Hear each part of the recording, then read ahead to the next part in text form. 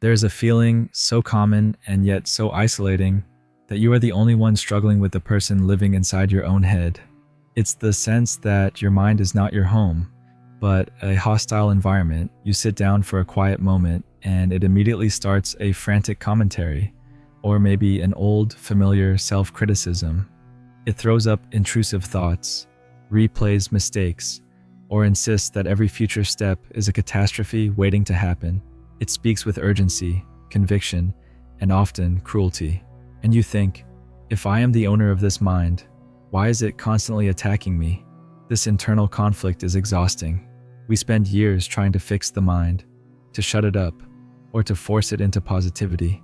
But what if that whole approach is built on a simple, yet profound misunderstanding? What if the mind is not actually broken, but just behaving in the only way it knows how to keep you safe? The very mind designed for your survival has become the primary source of your suffering. That is the central paradox of being human, and it is not random. The hostility of the mind has a structure, a purpose, and a hidden logic. Intrusive thoughts, overthinking, and self-sabotage aren't signs of a defective intellect, but encrypted messages from older, primal layers of your consciousness. The thoughts are not random attacks. They are the desperate signals of a deeply protective, but utterly terrified nervous system. The question is not how to defeat the mind, but how to understand it. What if the mind has been trying to help you all along, but has simply been using outdated, panicky survival code? And what if the way to stop the inner war isn't through force, but through a radical act of friendship? I want to be clear that this is not a manual for forced optimism or a quick formula for turning off your thoughts. This is a quiet, honest exploration of the relationship you have with the most intimate part of your existence. Nothing here is a truth to be accepted. It is just an invitation to look inward with a little more curiosity and a lot more grace. I've wrestled with my own mind for decades, and I know that the quiet longing for inner peace, the yearning to stop fighting your own thoughts and to finally feel at home in your own consciousness, is one of the deepest desires we carry. If you've ever felt this exhaustion, this inner friction, then stay with me, because if the mind isn't the enemy, what is it? And how do you finally reach it?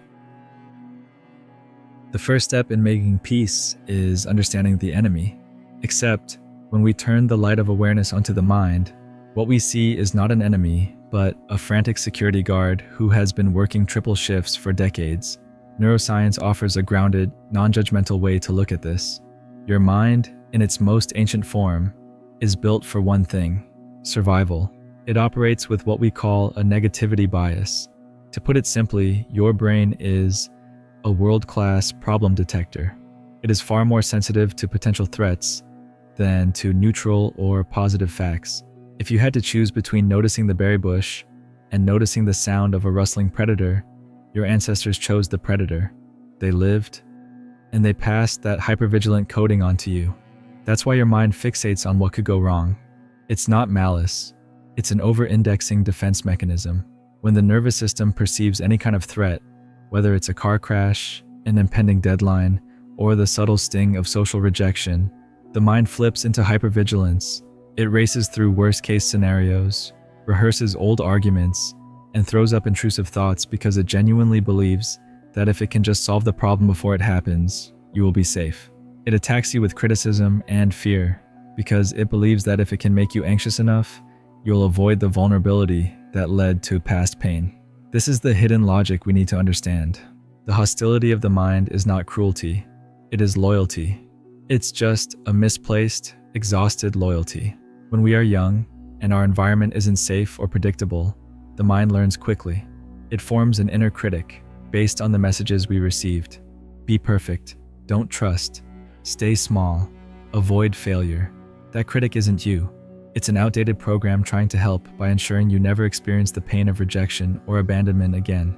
It is repeating behaviors that once, however painfully, kept you emotionally intact. This is the paradox. The mind tries to protect you from harm by creating harm, the harm of incessant worry. It uses fear as a tool, but only because it hasn't updated its operating system since the age of saber-toothed tigers and emotionally unavailable parents. It doesn't know any other way. So, the next time your mind starts attacking you with shame or racing through catastrophic scenarios, pause. This is not an act of aggression. It is an alarm bell being rung by the most devoted yet frightened part of you. It is a misguided attempt at control because it fears that if it lets go, you will be destroyed. The mind wants to be your bodyguard, but right now, it's just a frightened one. And you can't fire a bodyguard who is trying to protect you. You have to teach them a new way to stand guard. But if the mind is just a frantic part of us seeking safety, who is the you that is listening? Who is the one capable of providing that safety? If the mind is a frantic security guard, then we have to ask, who is the homeowner? Who is the one that notices the guard's panic? This is the central shift from identifying with the mind to observing the mind itself. It's a subtle but revolutionary separation. When the anxious thought arises, I'm going to fail, I'm not good enough, something bad is about to happen, that is the mind speaking. But the one who hears it, the one who can step back and say, there is a thought about failing, that is awareness. This awareness is the stable container, the part of you that is inherently calm. The mind, on the other hand, is a collection of parts, and often those parts are emotional fragments from your history. This is where frameworks like internal family systems offer a beautiful reinterpretation. It suggests that those self-critical voices, those intrusive thoughts, are actually what they call protectors. They are younger parts of us, carrying heavy emotional burdens like fear, shame, or grief, and trying desperately to ensure those core wounds aren't activated again. The hostile thought, then, is not an attack from a malicious force. It is the sound of a frightened child part who believes the only way to be safe is to be loud, controlling, or hypercritical. The part of you that's terrified of being vulnerable screams, "Don't try," to stop you from risking failure. This protective part is simply acting out the fear it carries. When you recognize this, the dynamic changes instantly. You stop fighting the thought and start seeing the fear beneath the thought. You realize your mind's aggression is actually a plea for safety. In this moment, awareness acts as the compassionate adult. It doesn't criticize the thought, argue with the thought, or try to suppress the thought. It simply holds it. Awareness is the one thing inside you that is stable, unhurried, and safe enough to contain the inner parts that are panicking. Imagine trying to soothe a truly terrified child. You wouldn't debate them on the merits of their fear. You would just model calmness. You would say, without judgment, "I see you. I know you are scared. I am here." Awareness is the safe presence the mind never had. It's the stability that allows the frightened part to finally put down its defensive weapon, the intrusive thought, and trust that it doesn't have to work so hard anymore. The crucial discovery here is this: you cannot force the mind to be quiet, but you can always become the quiet space around the mind. The question is no longer, how do I fix my mind? But who is the one capable of giving this frightened part of me the absolute safety and leadership it needs? Once we understand that the mind's hostility is just fear, we can stop engaging in the inner conflict that only strengthens it. Most people spend their lives trying to solve the mind's problems by using the mind itself. They argue with the thoughts, try to suppress them, or attempt to force a more positive narrative.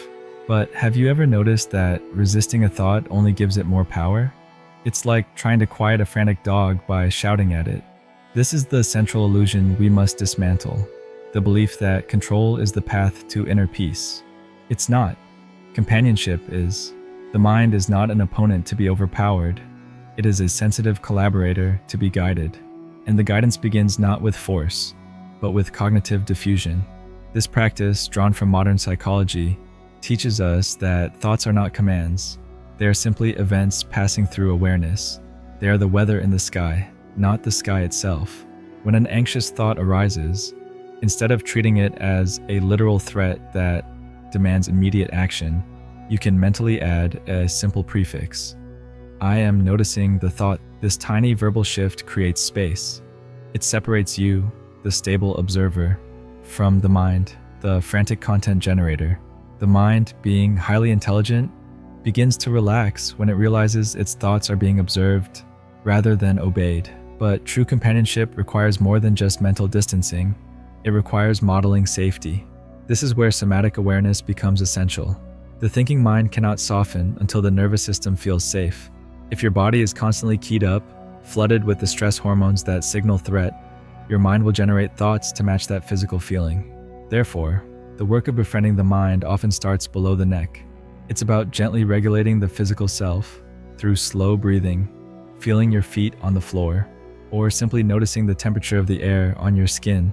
When you intentionally bring your attention to the felt, present reality of your body, you are modeling calmness for your mind. You are teaching your mind, non-verbally, that the environment is safe right now. Regardless of the historical fears it is rehashing, when awareness takes this consistent, gentle lead, when it shows up patiently, calmly, and without judgment, the mind learns to trust again. It slowly realizes, I don't have to scream to be heard. I don't have to control everything to be safe. This is how the mind shifts from an antagonist to an ally. It stops fighting you because it finally feels guided by something larger and more stable than its own fear. It stops trying to dominate and begins to collaborate. The question is no longer how to silence it, but how to listen to it when it speaks softly and intelligently, as a trusted partner should. What does a friendly mind actually feel like? It is easy to imagine that a friendly mind is a silent mind, a mind filled only with positive affirmations, but that is just another form of control. A mind that has been befriended by awareness is not silent, but it is trustworthy. It is not perpetually cheerful, but it is aligned. When the mind is finally able to relax its grip, when it realizes that awareness is a stable leader and not a panicking hostage, the internal landscape changes fundamentally. The first thing you notice is a change in tone. The inner voice loses its harsh, urgent, and critical edge. It speaks in a softer tone, less like a drill sergeant and more like an interested colleague. The intrusive thoughts, the constant rehashing of old wounds, the catastrophic projections, these patterns don't vanish entirely, but their intensity drops dramatically. They lose their magnetic pull. They stop feeling like the definitive truth of your life and become what they truly are: old, tired, defense echoes. They appear, they are noted, and they pass, often without engaging your emotional energy at all. This shift is rooted in neuroplasticity. Every time you choose to observe a fearful thought with compassion rather than react to it with panic, you are building new pathways. You are literally reparenting your brain, showing it that there is a better, calmer way to manage uncertainty. The consistent practice of self-compassion acts like a steady, gentle rain that softens the hard, defensive ground the mind once occupied.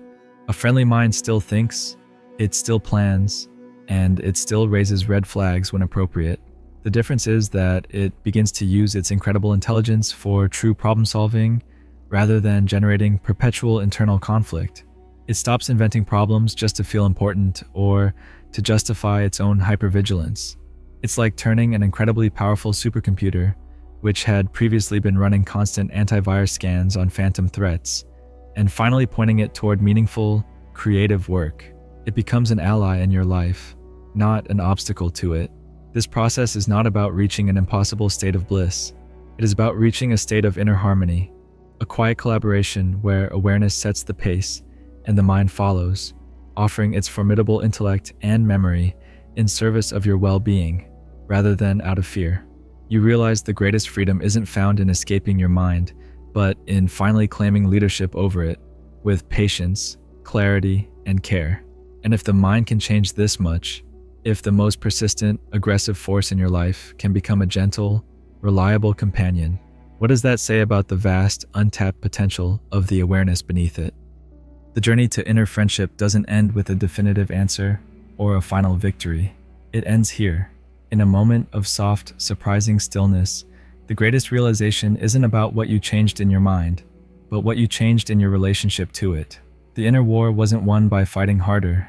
It was ended by realizing there was never an enemy to begin with, only a frightened companion acting on old, loyal instincts. You came looking for a way to stop fighting your thoughts, and what you found was the quiet relief of knowing that you, the stable presence of awareness, have always been enough to lead the mind.